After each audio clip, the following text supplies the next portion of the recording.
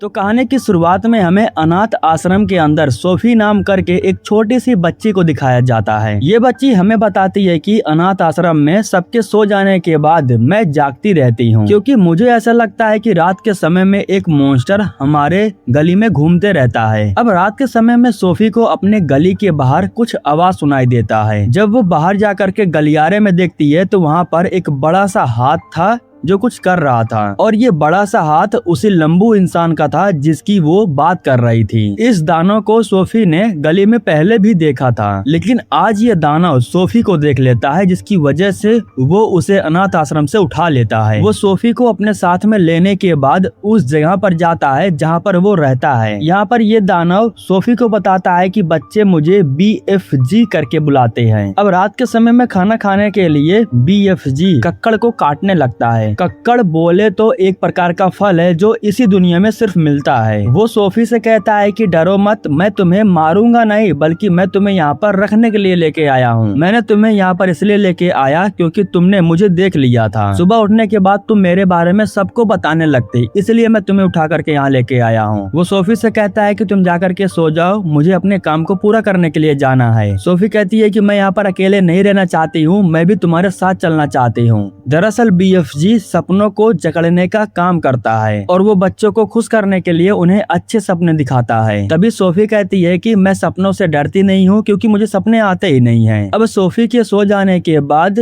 BFG उस कमरे में जाता है जहाँ पर उसने ढेर सारे सपनों को पकड़ करके रखा था। इधर हमें सोफी को दिखाया जाता है जिसकी अचानक आँख खुलने के बाद वो यहाँ से भागने की कोशिश करती है। जैसे ही वो यहाँ से बाहर जाती है तभी बाहर उसे एक बड़ा सा दैत्य मिल जाता है जो सोफी को पकड़ लेता है। यहाँ पर सोफी को BFG देखता है, लेकिन वो उसकी हेल्प करने के लिए नहीं आता है। वो दैत्य जैसे ही सोफी को खाता है तभी सोफी की आँख खुल जाती है। दरअसल सोफी एक सपना देख रही थी और ये सपना कोई और नहीं बल्कि BFG ने बनाया था सोफी के लिए। बिल्कुल इसी सपने की तरह BFG जिसको भी चाहे वो सपना दिखा सकता है। अगले दिन सुबह हो जाने के बाद BFG कक्कड़ को खाने के साथ साथ वो उसके जूस को भी पीता है। वो सोफी को बताता है कि इस जूस को मैं पेट को साफ करने के लिए पीता हूँ। अब कुछ समय के बाद BFG के घर में वो दैत्य आ जाता है जो इसी दुनिया में रहते हैं और ये भी BFG के साथ में रहते हैं। वो BFG से कहता है कि मुझे तुम्हारे कमरे से इंसानों की बू आ रही है, मुझे ऐसा लगता है कि तुमने किसी इंसान को अपना दोस्त बनाया है। इस दौरान जो सोफी थी वो कक्कड़ के अंदर जा करके छुप जाती है। तभी यहाँ पर वो दैत्य कक्कड़ को उठाता है और उसे खाने वाला था, लेकिन तभी यहाँ पर जो BFG था वो सोफी को देख लेता है और कहता है कि तुम बहुत अच्छे दैत्य हो, तुम ये खराब कक्कड़ मत खाओ। इसके बाद वो दैत्य कक्कड़ को फेंक देता है और जूस को उठाने के बाद बाहर चला जाता है। इसके बाद कक्कड़ के अंदर से सोफी बाहर निकलती है जो कि बहुत ही गंदी हो गई थी। जिसके बाद BFG उसे ले जा करके नहलवाता है और उसे आग भी दिखाता है। इसके बाद वो जा करके सोफी के लिए बच्चों के कुछ कपड़े भी लाता है, जिनमें से एक कपड़ा निकाल करके सोफी पहन लेती है। इन कपड़ों में जब वो सोफी को देखता है तो वो कुछ सोचने लगता है और सोफी से कहता है कि ये जैकेट उस लड़के का है जो तुमसे पहले मेरे पास आया था। खैर छोड़ो, अब वो यहाँ पर नहीं है। यह कहने के बाद वो सोफी को ले जा करके पेड़ के अंदर सुला देता है, क्योंकि रात का समय होने वाला था और BFG को अपने काम पर जाना था। हालांकि सोफी भी उसके साथ में उसके काम पर जाना चाहती थी। यहाँ पर सोफी को ढेर सारे सपने दिखाई देते हैं जिनको कांच के अंदर बंद करके BFG ने रखा था। अब सोफी यहाँ पर नहीं रुकना चाहती थी, वो भी BFG के साथ में जाना चाहती थी, इसलिए वो उसके सामने जा करके उससे जिद करने लगती है। अब न चाहते हुए भी BFG उसे अपने कंधों पर बैठाता है और उसे लेकर के बाहर आ जाता है। जिस रास्ते से उसे होकर के गुजरना था वहीं पर सारे दैत्य सो रहे थे। तभी इनमें से एक दैत्य उड़ जाता है और वो BFG को चोरी चुपके यहाँ से जाते हुए देख लेता है। इस दौरान जो सोफी थी वो नीचे गिर जाती है और वो एक कार में जा करके बैठ जाती है। अब यहाँ पर टोटल 9 दैत्य थे और ये 9 के 9 पूरे बदमाश थे। इन्हें बदमाशी करने का बहुत शौक था। ये BFG के साथ में बदमाशी करने लगते हैं। ये लोग BFG को उछालते हैं, उसे गाड़ी में डाल करके नीचे धकेल देते हैं और इतने से जब इनका पेट नहीं भरता है तो ये लोग BFG को ऊपर फेंकने वाले थे, लेकिन तभी बारिश होने लगती है। अब यहाँ पर हमें मालूम चलता है कि इन लोगों को बारिश से बहुत तकलीफ होती है। सारे दैत्य गुफा के अंदर चले जाते हैं और एक दैत्य को सोफी का कपड़ा मिल जाता है, जिसकी वजह से इस दैत्य को यकीन हो जाता है कि BFG के पास कोई बच्चा जरूर है। अब रात होते होते BFG उस जगह पर पहुंच जाता है जहां से वो सपनों को इकट्ठा करता था। इस जगह पर हम पानी के अंदर एक पेड़ को देखते हैं जो कि बहुत ही सुनहरा लग रहा था। वो पेड़ इतना चमक इसीलिए रहा था क्योंकि उस पेड़ पर सारे सपने लटक रहे थे। पानी के अंदर जंप करने के बाद ये लोग उस पेड़ के पास पहुंच जाते हैं और अब सोफी के साथ साथ BFG भी सपने को पकड़ने की कोशिश करता है। अब ऐसा नहीं था कि यहाँ पर सिर्फ अच्छे सपने हैं, नहीं, बल्कि यहाँ पर बुरे सपने भी थे जिनको BFG पकड़ने के बाद उन्हें अलग जगह पर रखता था। अब काम पूरा हो जाने के बाद वो खुद भी बाहर जाता है और सोफी को भी वहाँ से बाहर निकाल लेता है। इसके बाद वो सोफी के साथ एक घर के पास जाता है जहाँ पर एक छोटा सा बच्चा सो रहा होता है। सोफी कहती है कि इस बच्चे को ऐसा सपना दिखाना ताकि वो बहुत खुश हो जाए। अब इसके बाद BFG अपने छड़ी को निकालता है और अपने सपने को लेने के बाद उस कमरे में छोड़ देता है। सपना अंदर जाता है और बच्चे के साथ साथ उसके माता पिता भी सपने को देखने लगते हैं। सपना काफी अच्छा था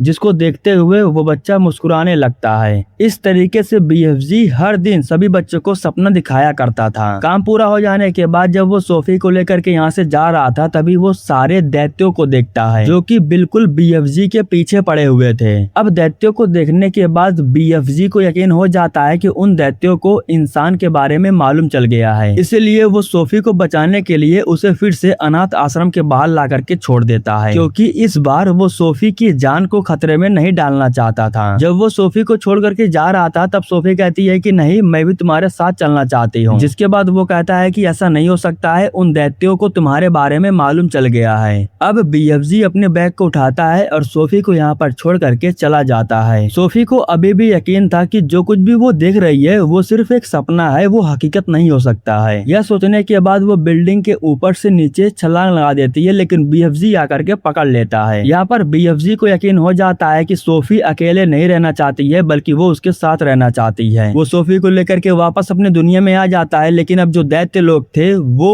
इन लोगों को देख चुके थे। जिसके बाद जैसे ही BFG सोफी को लेकर के अपने कमरे में जाता है तो उस समय यहाँ पर दैत्य लोग आ जाते हैं। वो दैत्य BFG से कहता है कि उस बच्चे को तूने कहाँ पर रखा है, मुझे चुपचाप बता दे। सभी दैत्य मिल करके आज यहाँ पर आए थे उस बच्ची को ढूंढने के लिए। कपड़े को सूंघने के बाद ये सभी लोग एक एक करके उस बच्ची को ढूंढने लगते हैं। हालांकि सोफी इसी घर के अंदर थी लेकिन इन लोगों की नजर उसके ऊपर नहीं पड़ रही थी क्योंकि वो अपने आप को छुपा ले रही थी। हालांकि बाद में BFG को गुस्सा आता है और वो एक मसाल निकालने के बाद इन लोगों को डराने लगता है और इसके बाद वो इन सभी लोगों को बाहर खदेड़ देता है। इधर सोफी को BFG के कमरे में एक महारानी की तस्वीर दिखाई देती है। महारानी की तस्वीर को देखने के बाद सोफी के दिमाग में एक आइडिया आता है। वो BFG के पास जाती है और उनसे कहती है कि हमें इन दैत्यों को अच्छा सबक सिखाना होगा। सोफी कहती है कि इन दैत्यों को सबक सिखाने के लिए हमें महारानी के पास जाकर के उनसे हेल्प मांगना होगा, लेकिन उनसे हेल्प मांगने से पहले हमें महारानी को एक सपना दिखाना होगा। सोफी के कहने पर BFG एक सपने को बना करके तैयार करने लगता है। इस सपने में ऐसा था कि कुछ दैत्य लोग बच्चे को मार रहे हैं और बच्चे को उठा करके अपनी दुनिया में लेके जा रहे हैं। बिल्कुल इसी सपने को सोफी महारानी को दिखाना चाहती थी ताकि उन्हें यकीन हो जाए। सोफी के कहने के अनुसार BFG बिल्कुल उसी तरीके से एक सपना बना करके तैयार कर देता है और इसके बाद ये लोग छुपते छुपाते महारानी के महल के पास आ जाते हैं। उनके कमरे के पास पहुंच जाने के बाद BFG अपने छड़ी का इस्तेमाल करता है और सपने को उनके कमरे में छोड़ देता है। महारानी रात भर उस बुरे सपने को देखती हैं और इसके बाद सुबह में उनकी अचानक आंख खुल जाती है। सुबह उठने के बाद उनकी जो केयर टेकर है मैरी, वो उनके लिए चाय बना करके लेके आती है। यहाँ पर महारानी रात के समय में जितने बुरे सपने को देखा था वो मैरी को बताने लगती हैं। उस समय मैरी जब अखबार को उठाती है तब उसे मालूम चलता है कि अखबार में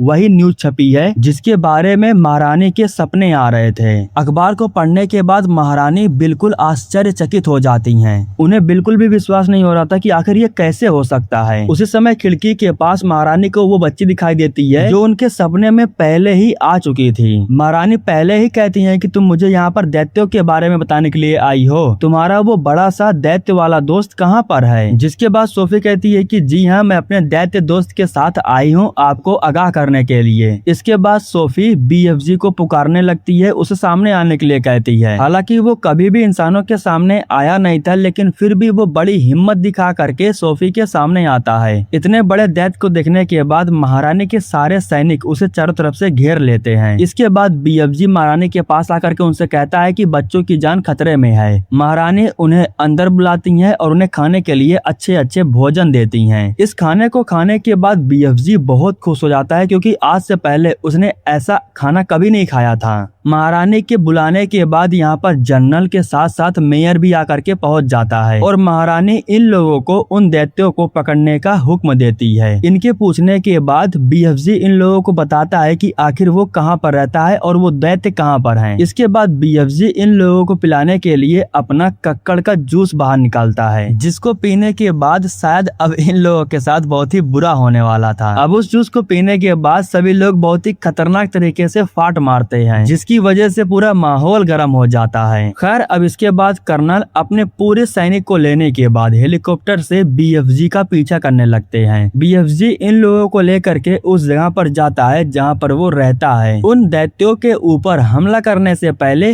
BFG उनके लिए एक सपना बनाता है। सपने को दिखाने के बाद वो उन दैत्यों को भटकाना चाहता था ताकि ये लोग दैत्य को आराम से पकड़ सके। जब सपना बन करके तैयार हो जाता है तो वो उन्हें लेकर के उस जगह पर जाता है जहाँ पर सारे दैत्य सो रहे थे। लेकिन तभी BFG को याद आता है कि वो अपने छड़ी को महारानी के महल में भूल आया है। यह सुनने के बाद सोफी उस सपने को लेकर के सीधे दैत्यों के बीच में पहुंच जाती है। तभी एक दैत्य की आंख खुल जाती है और वो सोफी को देख लेता है। तभी सोफी कांच को फोड़ देती है, जिसके बाद सारे सपने आजाद हो जाते हैं और इन दैत्यों के अंदर चले जाते हैं। सपने को देखने के बाद इन दैत्यों को खुद के ऊपर काबू नहीं रह जाता है। उसी समय हेलीकॉप्टर से यहाँ पर सारे सैनिक आ जाते हैं और इन सभी दैत्यों को एक एक करके पकड़ लेते हैं। महारानी ने इन लोगों को पहले ही हुक्म दिया था कि उन दैत्यों को मारना मत, जिसके बाद ये लोग उन दैत्यों को ले जा करके समुद्र में छोड़ देते हैं। समुद्र से बाहर आने के बाद ये लोग एक छोटे से आइलैंड पर पहुंच जाते हैं। इन दैत्यों के लिए ऊपर से ढेर सारा कक्कड़ गिराया जाता है और इसी के साथ इन लोगों को ढेर सारा कक्कड़ का बीज भी दिया जाता है, ताकि ये लोग इस आइलैंड पर रह करके कक्कड़ के बीज को बो सकें और कक्कड़ को ही खाएं। इस तरीके से सोफी महारानी की मदद लेकर के सारे दैत्यों को ठिकाने लगा देती है और इसी के साथ दोस्तों ये कहानी यहीं पर खत्म हो जाती है।